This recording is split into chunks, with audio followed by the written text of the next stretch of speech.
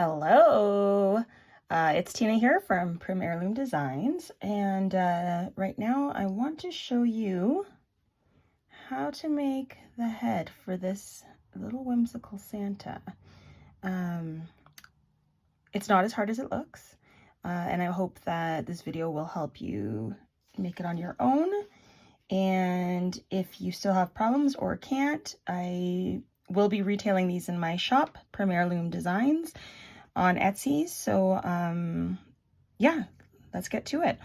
I'm starting with a 30mm unfinished wooden bead, and you can see there's lines kind of from how the bead is formed on one side, and then on another side there's these circles and then straight sides again. From working with Larissa Holland's patterns, I tend to start my faces always on this striped side because if you're going to be using markers directly on it, they tend to bleed if you start on the rounded side. It's very important to pick one of the stripy sides. So I think I'm going to start with the nose. So for your pattern, you're going to have the nose printed on a piece of sulky, which you will peel off and stick onto a piece of cardstock. The cardstock I've really been enjoying working with is a 65-pound tan color one that very closely matches the shade of the beads. I used to use a heavier scrapbooking cardstock, but I find this one is easier to work with and manipulate, and it still gives enough structure. So I'm going to start, so you'll have the layer of sulky on top. I have this actually printed directly on here because I make these so much. So I'm going to cut around carefully my outline, trying to not move my hands outside of the filming area.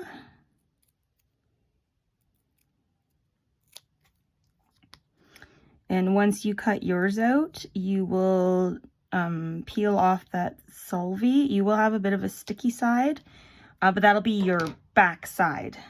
So in the end, it shouldn't matter, and that'll help you get a nice, nice consistent shape. So I'm gonna lay that down with the, so when you peel off, you won't have that line to follow. Just roughly pick the halfway point. It's not that important. Taking a pair of small scissors, you can use like an X-Acto knife for this part.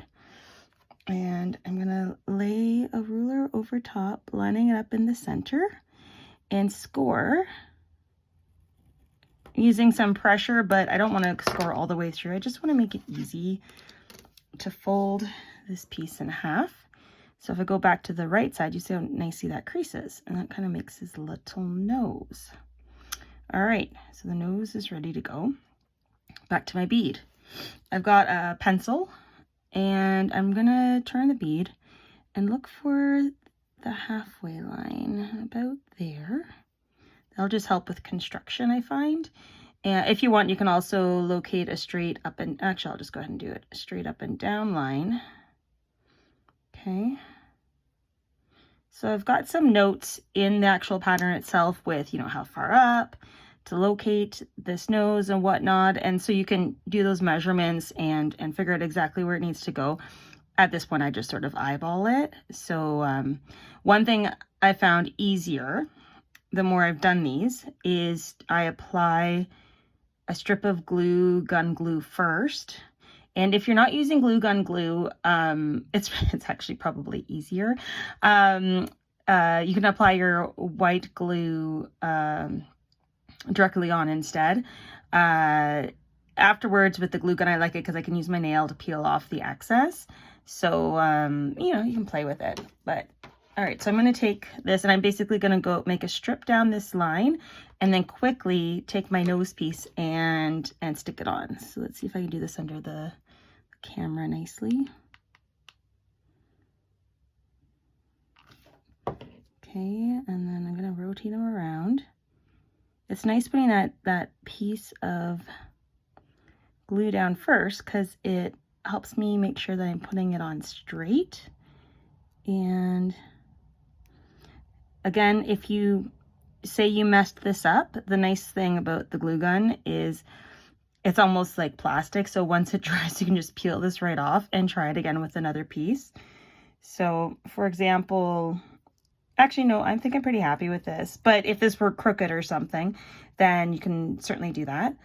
And what I've been finding works well is I fill this underneath part with more of this glue, and I'm pretty generous with it because again, I can scrape it off afterwards.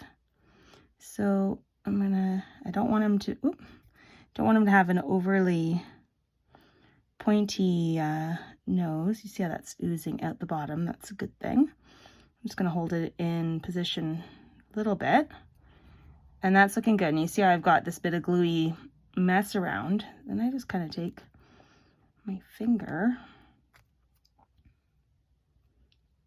and scrape it off. If you don't have any sort of fingernails, you can again take your X-Acto knife or scissors and kind of gently scrape at it.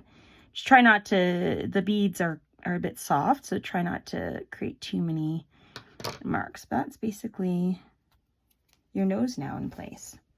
So then, I believe I say in the pattern to take a spot, oh goodness, I wish I had the pattern in front of me, but I'm gonna go about a ½ an inch up. So I'll say about there. Create a bit of a construction line. These ones I go really light on. Okay, and again, I give details on the size you want to do the eyes. I am just gonna freehand this.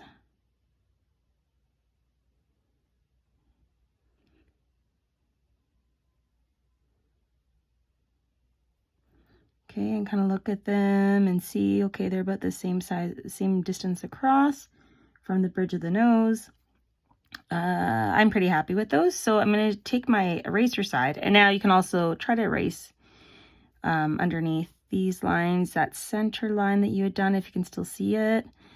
And then up here, I'm going to erase these construction parts of the line, and I'm going to lighten this up just a smidge because I want to still be able to see that line to go over it.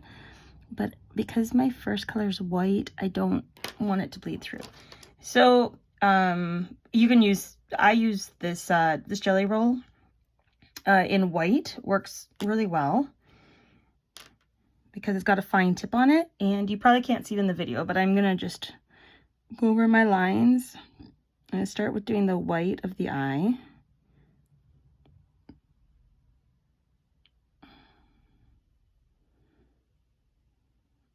And it's important that in between the layers you let the marker paint dry.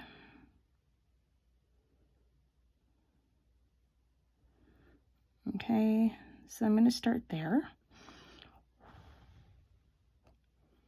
And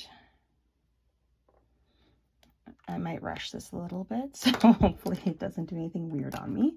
Actually, no, I'm going to switch, while that dries, I'm going to switch over and do his little cheeks.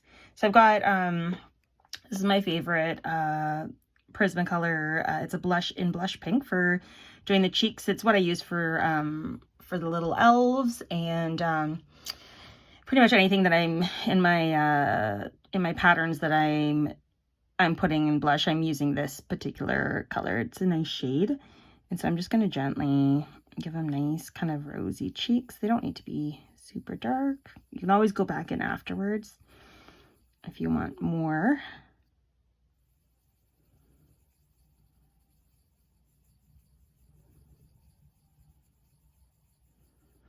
See, I start them under the eye, go out a bit. That looks pretty good.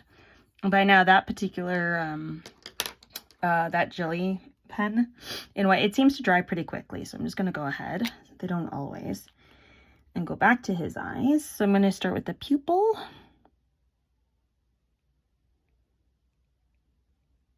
And then I'm going to go up, and he gets an eyelid. And do the same here.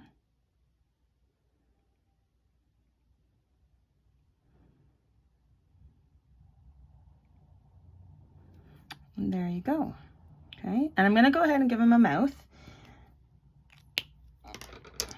I have, oh, I don't have my red. Oh, there's my red one. So I use this red jelly roll for my mouths. And I'm just gonna test it. There we go. And I think for this one, I'll just draw it on really quick for you. So I'm gonna leave a bit of a space for his mustache is gonna come. And it's probably gonna come about that far. So that's, I take my ruler. That's about 1/8 of an inch down. And I'm just gonna draw on a little mouth. Okay, it doesn't have to be anything fancy. Again, he's gonna end up with this big beard and this mustache and stuff. So just that little bit of red works well. And that's it. That's my little Santa face. And I do plan to do a video to detail his beard and hair. So stay tuned for that. Thanks.